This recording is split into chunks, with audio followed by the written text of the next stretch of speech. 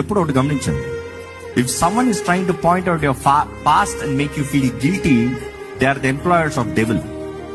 అపవాది ద్వారా ఎంప్లాయర్స్. అపవాది ఎప్పుడు నువ్వు ఎంత నీచమైనోడు, ఎంత పనికిమాలినోడు, ఎంత చేతకానోడువో నిరూపించాలని ఆశపడుతుంది.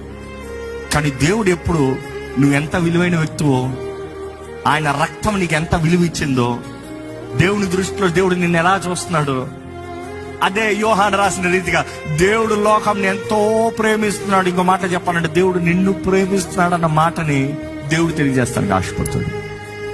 కానీ చాలా మంది they like to point out the mistakes. కానీ అనేక సార్లు టు ఫిల్ ఇన్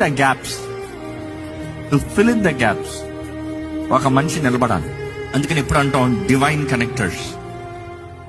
కనెక్టర్స్ అంటే దైవ చిత్తంలో మనల్ని నడిపించేవారు, మనకు విలువనిచ్చేవారు, మన పక్షాన మాట్లాడేవారు. ఈరోజు మనం జ్ఞాపకం చేసుకోవాలి, నీ జీవితం ఎలాంటి పరిస్థితులు ఉందో.